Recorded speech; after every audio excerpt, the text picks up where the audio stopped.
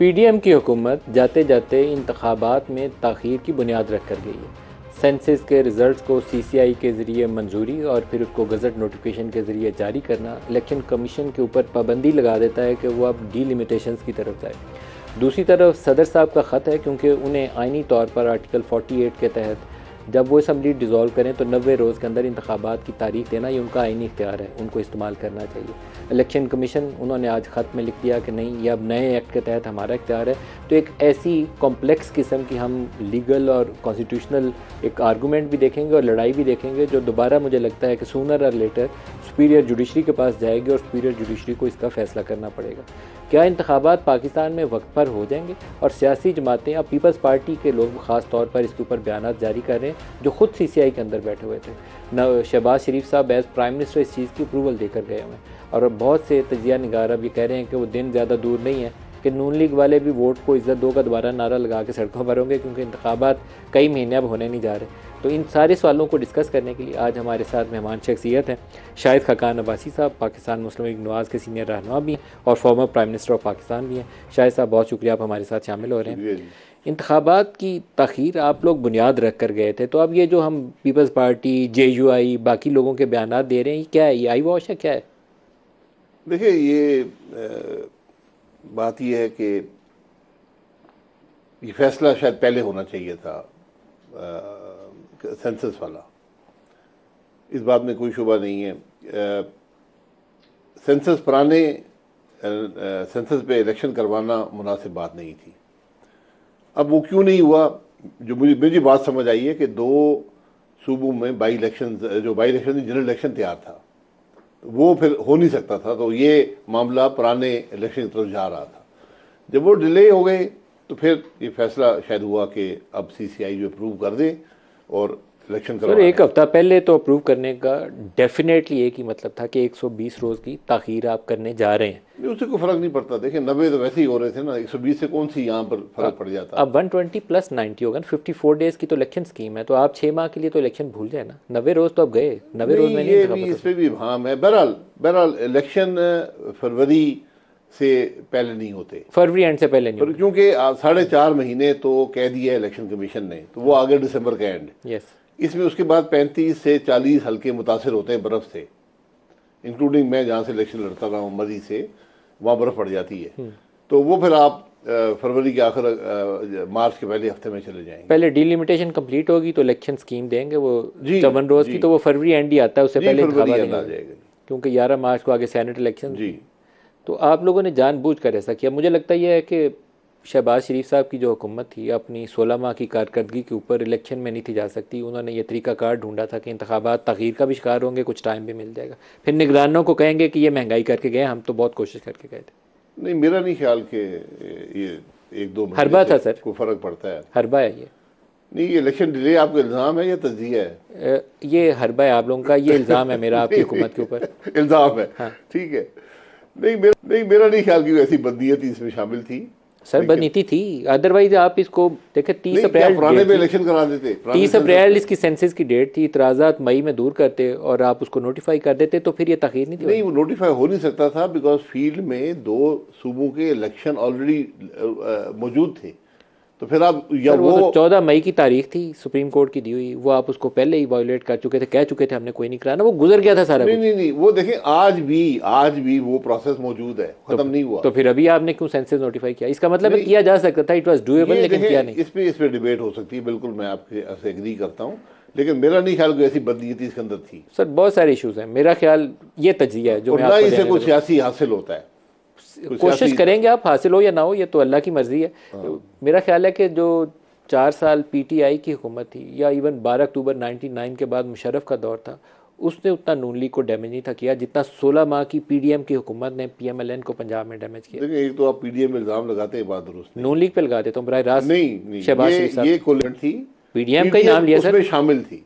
PDM collision ही थी ना sir? नहीं, PDM एक अपोजिशन का अलायंस था जिसमें चंद जमातें शामिल थी। चले, नून लीग और पीपल्स पार्टी बनी, वो कोलिशन गवर्नमेंट बनी, पीपल्स पार्टी भी आ गई, MKM भी आ गई, रिफ्रेज कर देता हूँ कि जो 12 अक्टूबर 99 को परवेज मुशर्रफ नहीं कर सका 9 साल, और जो 4 साल इमरान खान नहीं कर सका, शहबाज शरीफ साहब की हुकूमत ने बराह रास्त इल्ज़ाम लगा रहा हूँ 16 माह में वो कर दिया है PMLN के साथ कि पंजाब में आप इलेक्शन लड़ने की ये आपका पोजीशन में फेवरेट नहीं है। सब्जेक्ट है शहबाज शरीफ साहब वाला, तो आप फिर अब इल्जाम आप पे लगाने बताएं, के लिए उनको ले आए हैं। देखें आपने 300 रुपये पे डॉलर बचा दिया, 300 रुपये पे आपने पेट्रोल बचा दिया है, 150 160 के 170 रुपये पे आटा है, 150 रुपये से ऊपर चीनी बिक रही है।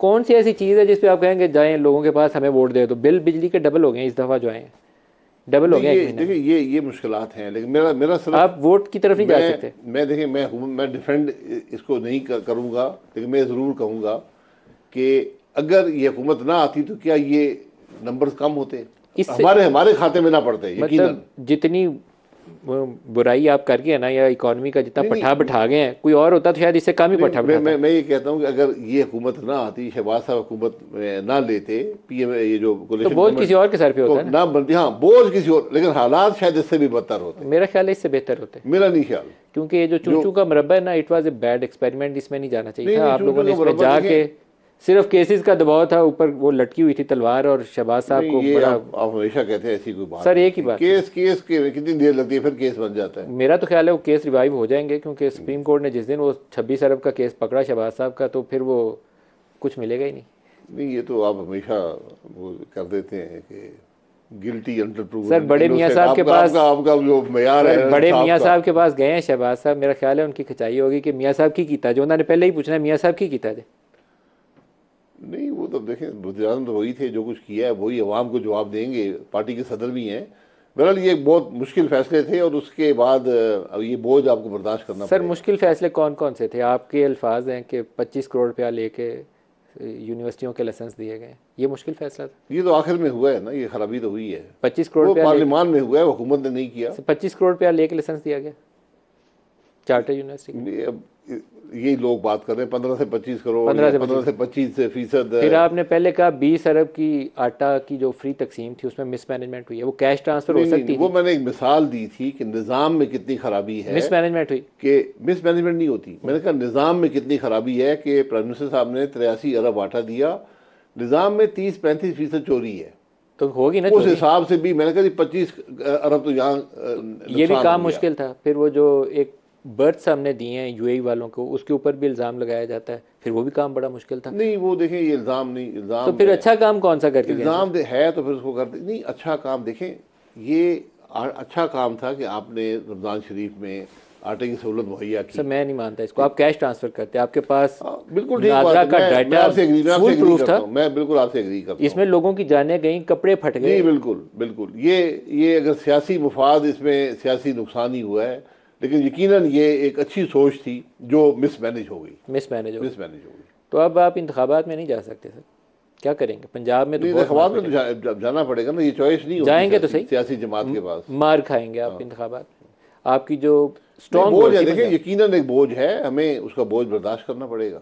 यही सियासत होती है।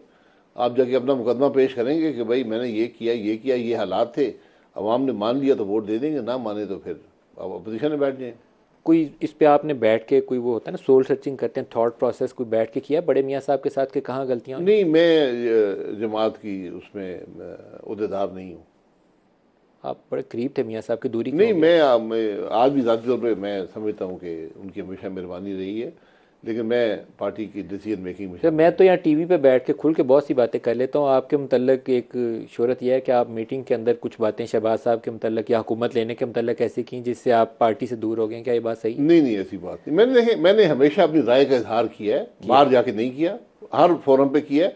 लेकिन मैंने जनवरी में अपना ओहदा जो सीनियर वाइस प्रेसिडेंट को छोड़ दिया था, और मैंने 3 साल पहले भी बता दिया था मियाँ साहब को, मरियम बीवी को, कि जब भी एक जनरेशनल चेंज आई तो मैं इस ओहदे पे नहीं रह सकता। अगर मरियम उस पोजीशन पे आती हैं तो आप उनके नीचे काम नहीं कर सकते, ये पोजीशन थी? जी, मैंने ज़िंदगी में कभी पार्टी का ओहदा नहीं रखा। ये मुझे 2019 में ओहदा दिया गया था कि आप काम करें, तो मैंने उस वक्त कहा था कि जब भी जनरेशनल चेंज आई मैं वहाँ पे नहीं हो सकूँगा। सर जनरेशनल चेंज से लोगों को समझ नहीं आएगी। जब मरियम ऊपर आई तो आप उनके कोई भी आए, जब एक नई जनरेशन का लीडर आएगा, सामने आएगा, तो फिर मेरा रहना मुनासिब नहीं है। आई थिंक आप और ख्वाजा साहब 2 लोगों ने इसके ऊपर थोड़ी बहुत बात की है, बाकी तो आपकी पार्टी के लोग इस पर बात भी नहीं करते। नहीं, ये उनका हक है कि वो अगर काम करना चाहते हैं। मैं इसको मुनासिब नहीं समझता। हमारा वहाँ रहना ना अगली जो लीडर आता है उसके लिए बेहतर होता है, ना हमारे लिए ना उनके लिए, दोनों के लिए खराब।